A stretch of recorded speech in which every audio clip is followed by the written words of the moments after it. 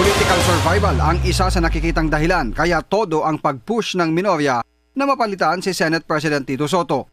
Unang umugong noong Lunes, Pebrero 2, ang kudeta sa Senado, na tumagal hanggang noong Miyerkules, February 4. Sa panayam sa point of order ng Abante, sinabi ng political analyst na si Eric De Torres na may kinalaman sa impeachment ni VP Sara at ang pagkakadawit ng ilang nasa minorya sa flood control scandal kaya nais mapalitan ang liderato ng Senado.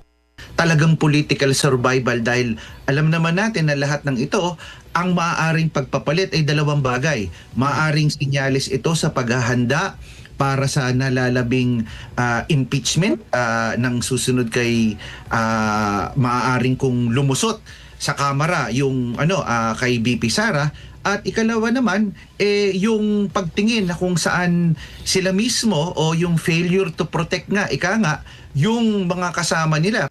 Pero dahil nadiskaril ang planong pagpapalit ng liderato, uusad sa full-blown trial sa Senado ang impeachment laban kay VP Sara. Pero posibleng mananaigan niya ang pagkonsidera ng mga senador ng kanilang political na karera sa 2028 elections kung aabot man sa botohan. Kung ako ay re-electionist, mag-iisip ako sa paraan ng pagdidesisyon ko dahil maaaring maapektuhan ang pangkalahatang boto ko sa 2028. Oo. 12 sa mga senador ang gagraduate na sa 2028. 8 rito ay mga re-electionist o maaari pang tumakbong muli na senador, sina Robin Padilla, Loren Legarda, Raffy Tulfo, Alan Peter Cayetano, Cheese Escudero, Mark Villar, JB Ejercito at Jinggoy Estrada. 4 naman ang di na maaring tumakbong muling senador, subalit maaring kumandidato sa mas mababa o mas mataas na posisyon.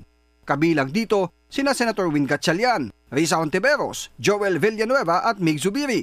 Kaya kahit nasa mayorya man anya ang isang senador at umabot sa botohan ng impeachment, maaring kumiling sila sa VP dahil sa malakas na hatak nitong botante sa Mindanao at kalahati ng Visayas region.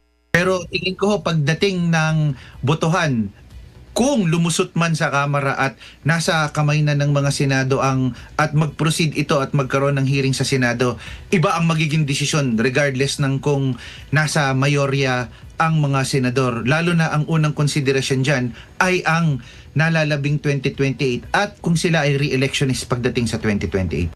Inaasahang bukas uusad ang mga impeachment complaint ng Vice Presidente sa Kamara.